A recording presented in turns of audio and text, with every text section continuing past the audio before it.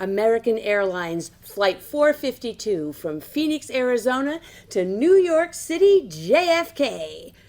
I'm pretty much a know-it-all hotshot, living with type 1 diabetes for years. This plane was so easy.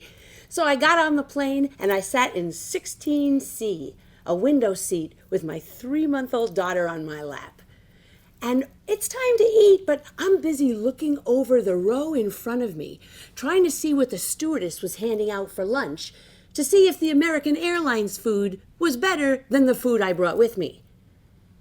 And unfortunately, I never found out. Because the next thing I remember, I'm waking up, and the stewardess is looking down on me in terror. And it looks something like this. And I'm thinking, I'm coming to, and we're on the ground. And all the people on the plane were looking at me. And I thought, this can't be good. Oh my God. And I realized I am not going to want to hear what they're going to tell me happened. And what happened was I passed out in the seat. And then everybody started freaking out. And then we're in the air. And they've got to do an emergency landing. American Airlines has to land an entire 737 jet. Because I'm trying to decide what lunch to eat. Because I think I know everything. Wait a minute. Where's my Kate? Where's my daughter? Oh my God, where is she? The stewardess had her 3 rows back. I am an irresponsible mom. When I passed out, who knows what could have happened to my 3-month-old baby girl.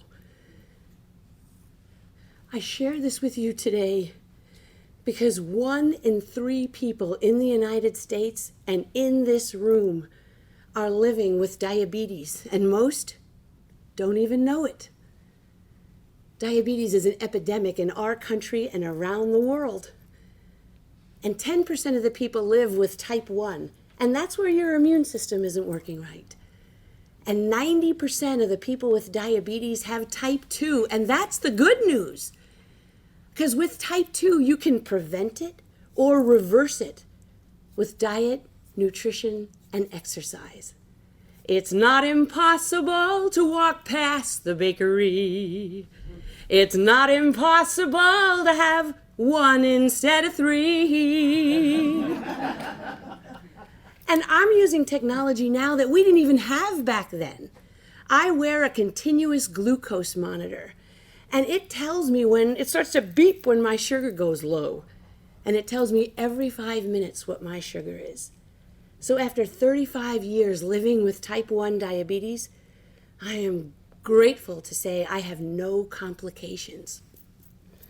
So what I do now is I coach people living with diabetes so they can take control of their lives.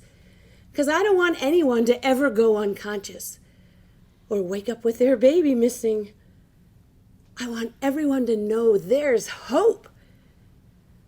And now I feel so calm and safe. I won't fall to the ground. I've got new baselines that keep me balanced and gave me back my life.